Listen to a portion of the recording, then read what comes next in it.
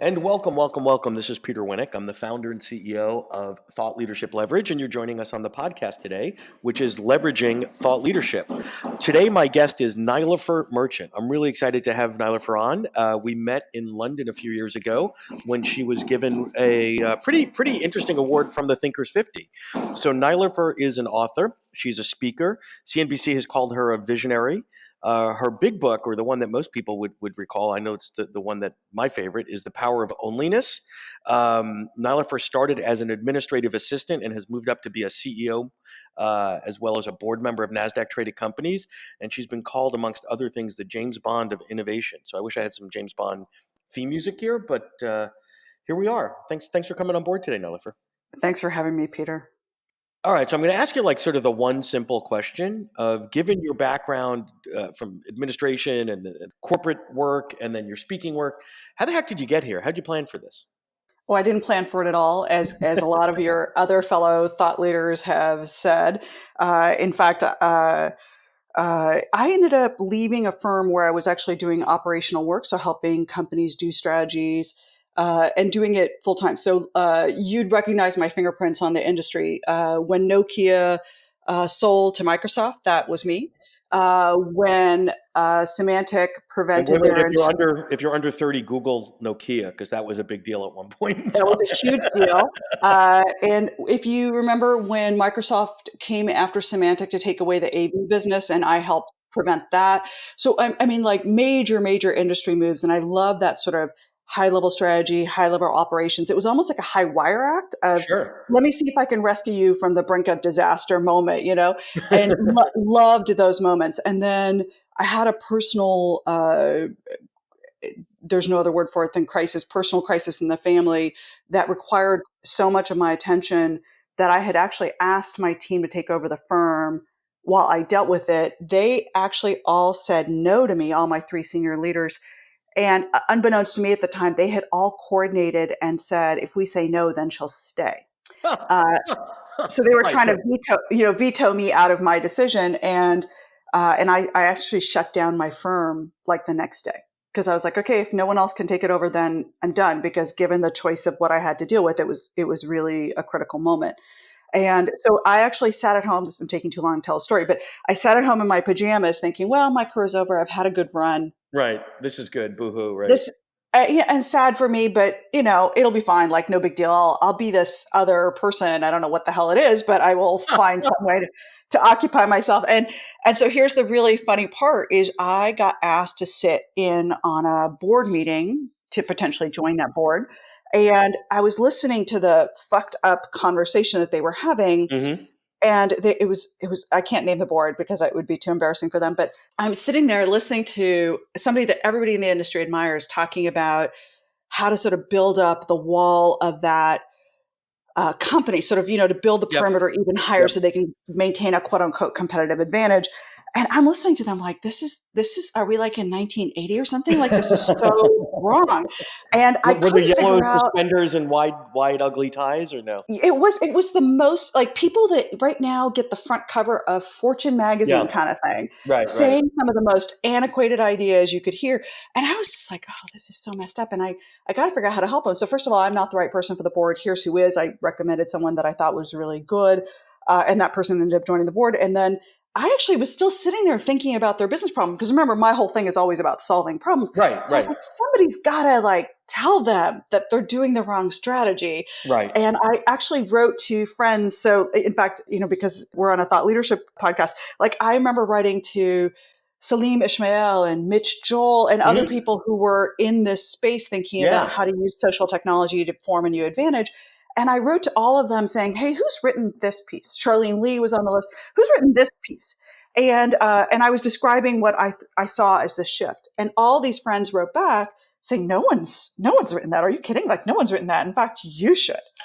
And I I was love like, it. okay, I guess I will. And I wrote what ended up becoming a 5-part series in HBR. It led to my second book. And it was only because, this is what's so funny, Peter, I just wanted to fix their fucking problem. Wait, and you weren't even getting paid to do that. And I Like, wasn't even getting paid. It's like you can't take the problem solver out of me kind of thing. Like I'm going to solve your problem whether you want to or not kind of thing. right. And so So I step one witnessed is it. admit you have a problem, which is you're addicted to problem solving, which of all the Yeah, addictions, right. it's not a bad one, but that's very cool. So walk me through then. I love sort of the genesis story there of, someone had a problem and you couldn't get out of your head till you solved it, which you really had no horse in the game to solve it other than it sounded like a big juicy problem. So I want to pivot for a moment now to sort of your world today, right? So there's lots of things you could be doing, lots of things you might be doing. How do you decide, given all the opportunities that present themselves to you, what you want to do, how to do it, and how to extract value for those things? Because in this case, you didn't get paid directly to solve that problem, but I would argue that maybe they should be getting royalties now. But we can talk about that later. Right. Yeah. So I tend so I split the question down the middle, right? So first I think about where is it that I can be really influential in creating real lifelong change, like real permanent change, Okay. and where are those levers? Okay. And then I think about where's the monetization. And I'm actually, to be quite honest, and 100% transparent, I actually suck at the second part. Well, so interesting there because you're coming at it from a purist perspective. I think there are others that come at it and say, "Where's the most money? Let me design a cure to a problem." You know. For sure. Um, Yeah, no, for sure. And I actually abhor that, but it's almost like, okay. oh dear God, kill me kind of thing. So here's an example. A lot of people know me by this one sentence: "Sitting is the smoking of our generation." Yes. Yes. Right. And people know me by that because I was asked to give a talk based on what I was already doing. I did not earn any money for the talk. In fact, I paid for the privilege of being at the conference and a month of my time they never waived the fee, which still to this day like bugs me, like why would you not give me back the money? I mean, I served you a lot. That talk is now in the top 10% of all TED Talks. It caused Stanford to call me and ask, can you shape a piece of research, which I did. Stanford is now the one who is quoted on that idea because they took my work and embedded it into their research. The Apple product manager who witnessed the talk and was so inspired that they built it into the watch, which now Yep. millions of people get reminded every day to stand up. That is a direct result of my talk. And I can actually say I have, quote unquote, changed the world with an idea. If you notice, what I just finished sharing with you is I have no monetization strategy based on that whatsoever. I've noticed that. Yeah. Well, but so that in that particular So the instance, Apple guy got absolutely a not. raise, Right. the Right. Stanford person got a raise, the world has been benefited. And in fact, I paid for the privilege to do that work. Got it. So when we started this conversation, before I think we started hitting record, we said this could be a therapy session, uh, Exactly. Exactly. right? And so I'm not saying I'm doing it right, but I am saying I'm clear about the steps of what it takes to actually have an idea that can be world changing, what the work is involved in actually accomplishing that change. I have a speaking career that is definitely, like the other day I closed a conference that Peyton Manning Oh, nice. opened. I closed a conference that Jamie Well, actually, you Foxx need hold on. opened. In terms of getting you back to the monetization, you need to reframe that and say Peyton Manning opened for you.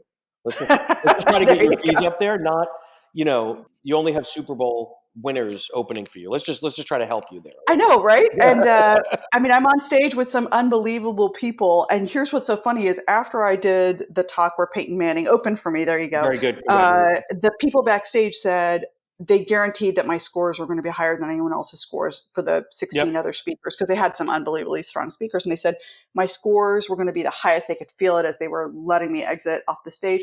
And then they said, and you were the least paid of Yeah. all of our speakers. Thank you. And Thank you. Thank you. I know, but here's the irony or sadness or whatever. So I'm saying it in full transparency. So then I went back to my agency because this was the second major time when people had said that.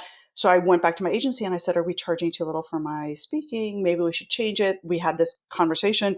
They ended up saying, "Yes, absolutely, we should change it. We should bump it up." And then all of a sudden, my entire revenue stream just died. But we Really? didn't catch it for like 6 months because there were a whole bunch of lead opportunities, and no one came back to me and said, "By the way, they're all resisting the fee rate because you're not as well known." I mean, and what I finally put together is as I'm leaving the stage, they're saying this. They're not saying it as you're coming up. right? So I'm doing the work.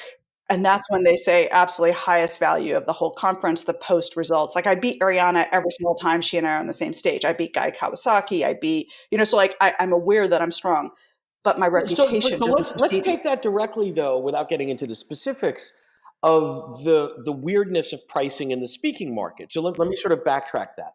So there's lots of folks that we work with where they're fairly familiar with this thing called the laws of supply and demand and economics and all that other stuff. So they come out into the speaking scene and they start low, like 5,000 bucks, 75, Right. 10 grand. And I'm like, the worst place in the planet to be is trying to sell a speech for 5,000 bucks. It's because you're selling into people don't understand the buy side of the market. So at 5 grand or 10 grand, or even to some degree 12 or 15,000, you're selling into associations, fairly unsophisticated, decision by committee, restricted budgets. This doesn't sound like a juicy market to me, right?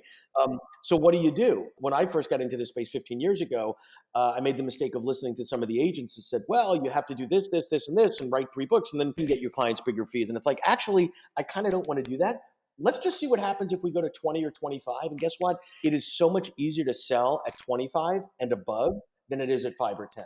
Now then there's a ceiling, right? So to go from 25 to 50, different problem. But the pricing on the speaking side, you nailed it. Where they might tell you when you came off the stage, like you were better than Ariana, and I'm sure she got a couple hundred or God knows what, or Kawasaki got 6 figures or whatever. You probably got a fraction of that, but that doesn't mean that you could sell for that, right? Because Right. Guy's been at this a long time. Ariana started this little thing called HuffPo that I think is doing fairly well. Like, so how do you increase? And maybe you're not the right person to ask this question based on what you said, but how do you increase and invest in your brand to pay you the returns that others are getting because they have larger brand awareness? Yeah, so I haven't, so I'm clearly not the right person to ask on this, Who because, might you and I ask? I'm think, just kidding. well, no, every single person who, I mean, like, let's take that story of the sitting is the new smoking Yep. piece, for example. So I got asked to do it. I actually passed on it because I thought, I questioned if it was really a new idea. I also noticed, though, at the same time, how pervasive this behavior is of coffee meetings, and I knew that was ridiculous, so we could change something.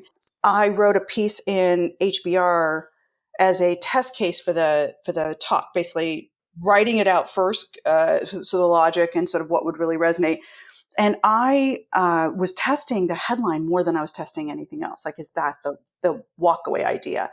And the HBR editor, Well, but I want to just pause on that for a second. There's a difference between testing a headline and formulating a platform underneath that, right? Headlines for are catchy. sure. So sitting in the new smoking is clearly catchy. You're going to get my attention. You're going to whatever. Is that really a platform? Right. And I get that Apple took advantage of it and some of the folks in office space design took advantage of it. I'm not really sure that there's a platform in thought leadership around that actually. No, so it was in service, Right. right? So I got asked, it was in service. So this is where I got the headline, and the HBR editor fought me like crazy, like, oh, that's not an interesting headline. I'm like, can you test it for me? Because I can publish it someplace else and test it for me. That thing went viral, Right. right? Insanely viral because I was dead on and I got total resistance on it every inch of the way. And so the question for me is, you said I'm a purist. Yes, I focus on what is the change, and I've accomplished the change. So I think that's the big piece is, do you want to actually see change in the world, or do you want to figure out how to also, sell that idea? And on the sitting one, I didn't think there was a revenue model behind it. I thought it was purely about change. And so I optimized for that. And now I'm working on this idea of onlyness, which I've been working on now for 7 years, which is, just to catch the readers up, I mean, catch the listeners up to this. So, onlyness, each of us stands in a spot in the world only one stands in. And from that place, we all form the perspectives and takes in the world that lets us generate new ideas. So, sometimes we say, the best ideas will get through, blah, blah, blah. But actually, what I've been studying now for many years is that actually the best ideas don't make it through if that person doesn't have power, because we often ignore that place of power someone has and instead focus on listening to those who have a position of power inside organizations. So I was arguing actually we needed to pay attention to the singular place of power each of us has, onlyness, if we're going to tap the source of all ideas, which every economy, every business, every one of us from a career perspective actually know we need to pay attention to. So that was the thesis. And then, of course, I've turned it into a book and then talks. And the talk is, in fact, for those of you that want to listen to it, I just did a TEDx talk called "How Power Powers Ideas." It's got some killer lines and killer ideas, super spreadable kind of piece. And so I just finished that. And so I've been working on that now for 7 years. The next logical piece of it is to figure out how would you go retrofit that construct into existing organizations. I'm thinking about what that would look like. Well, And so let me pause you there for a moment. So retrofitting the construct onto an existing organization, interesting, right? Because you've now validated the claim over the last 7, 8 years, whatever it's been, on the power of onlyness. People are buying in, right? They're buying the book, they're buying your speaking. It's resonant, it's resonating. So we know there's a there, and now the question becomes, what can I do? I being in this case an organization, to get my organization to accelerate the pace by which people can connect to their onlyness, not because want to make the world a better place necessarily, because it's good business, right? So the money, money, outcomes, right? money, So money. if my people are doing this, we'll get more ideas, more creativity, more productivity. So tell me how you're sort of using that, the organizational piece, and what are the modalities it could potentially be offered in that would help you spread the message and monetize it more effectively. For sure. So going from here to there. So what I've been doing for a while now, since I have such a strong operating background, problem solving kind of background, is I use the talks to then create a conversation. So I'll go into an organization, for example, give that sort of keynote model, and then host a conversation. My gift on this is really high. I have very strong facilitation skills. I can translate someone's question back to them in a way that they're like, holy fuck, that is what I was saying. But wait, give me a specific. This is a really important piece, and I think you're fast forwarding through it. There's a couple different ways that people go about the craft of speaking, right? So number one is I do the drive by. I get booked for the gig. I'm really, really good. I show up, I do my thing, standing ovation. I'm impressed with myself. Fly off to the next place, right? Then there are others that look at every opportunity, not in a. It's not binary in terms of upselling versus doing a great gig, but what are the other opportunities in there for me as a speaker to help this organization? And what do I need to do pre-speech strategically? What do I need to do on-site? What do I need to do post? So you just said one of your one of your gifts is the facilitation and all that. I'm assuming you're not waiting until after, someone booked you and say, can you do Scottsdale May 7th? And then, you're waiting for serendipity for the CEO to come up to you after the speech and say, hey, that was really good. I have some money I'd like to give to you. How are you accelerating that process?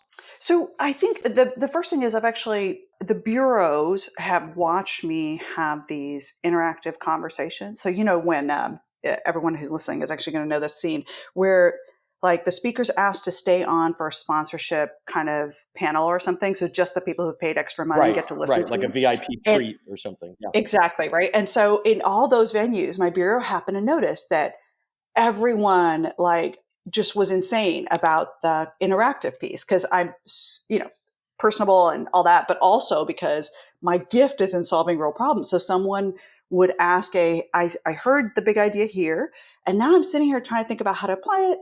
Here's a specific situation, and they will lay it out. And I will be saying, well, I hear you saying this, but what you're probably also not saying, but it's probably happening is this. And they'll nod their head. And I say, okay, so let me tell you the real answer, right? And I'll do that. And so my bureau happened to watch that. And I said, oh my God, we should be figuring out how to use that skill. Yep. And I was like, yes, please. That's exactly what I love to do. And so they're the ones who actually said, why don't we make that a part of the package so that we can essentially do an upsell? As we're selling the keynote, we can also sell a VIP conversation. We can also sell, so like, Okay, so that's quite frankly, from at least from my experience, and all due respect to the bureaus, that's unusual for a bureau yes, to be able to sell something that's not just a keynote, right? Like they're really good at what they do, right. but what you're doing is a little bit more consultative. It's not specific to what they normally do. So I think you've got a great bureau there that's able to see. Wait a minute, clients really light up when she does this. It's a differentiator. It's whatever, that they've actually been able to sell it, because a lot of them just And aren't. to be 100% fair, I think it is a specific person who happened to be paying enough attention. Okay, So Dwight Ireland of Speaker Spotlight is just exceptional, and he just figured it out and came good. to me and said, can we do more of Shout this? out to Dwight. I know, right? Shout out to Dwight. And can we do more? And I was like, please, yes, that would be so much more satisfying for me. And so we've been figuring out how to do this. And then one of the things that I do is once I do give a talk that I really love, I sit there and say, okay, what would be the way in which this conversation would happen within an organization? So how could this be useful for an existing problem? And so, for example, onlyness is a contrast to the two things. One is it's a real deep contrast to the notion of lean in. Lean in basically suggests that those people who are not being heard simply aren't speaking enough, and at its most general, basically puts the argument down to the person who's actually being silenced to then figure out how not to be silenced. And I don't know in any situation where that's actually fixable. So it's a false logic. And by the way, the research has proven out it's a false Yeah, logic. I totally agree. So I sit there and think, okay, so if people are being told lean in and have groups within organizations that are essentially being sold this lie, mine is the one that says actually stop worrying about the individual and start figuring out how to build the social systems so people can be heard. And I uh, love that. and I so I love sit that. there and think, okay, where are those people? And so where can I have those conversations that will create real change? And so I put together a here's what they look like, here's where they are, here's the conversations they're already having, here's why I fit in, right? So I'm actually sitting there saying, here's the conversation I want to have within an organization to create change. And I'll put that together and post it to my bureau people and say, what do you think? Because this is what I'm hearing from, the marketplace. And then they'll look for pattern matching against that. So that's the first thing. Second thing I do is think about this is an argument against diversity. So every person right now inside an organization, you probably know the buzz, right? So diversity, bias, blah, blah, blah is all like the buzzwords. I actually don't think that's the right construct. Okay, what is? I think onlyness is the construct. So here's the problem with diversity. It says we're going to start paying a lot of attention to women and people of color, etc. And every white guy in the room feels threatened to no end and thinks that the gender conversation is creating a skew. And I'm like, well, actually, I agree with them. Believe it or not, I actually agree with them. And I think that when we focus on people of color, et cetera, and we don't actually focus on the real core issue, which is power is limiting ideas. So white guys can get unheard too, right? The non-alpha loud male is just as likely to be ignored or silenced or be, Right, all right, that. right. And so I'm like, fix the real problem, which is what are the social structures that allow each of us standing on that spot in the world, only one stands to contribute? Fix the social structure and you fix it for the white guy as well as the person of color, as well as, a woman. And so I'm like, we actually start to change the conversation to one that's actually more engaging, more enrolling, and actually leads to the kind of change we want. And so I just, for example, realized that a couple of days ago, like, oh my God, I actually could talk to that group.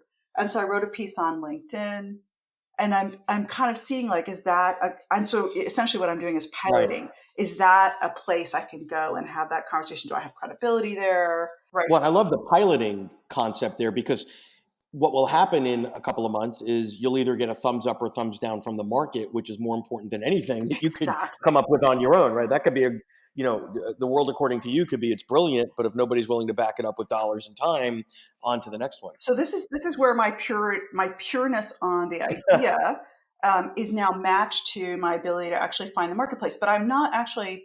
I know that there's value being created. The question is, Correct.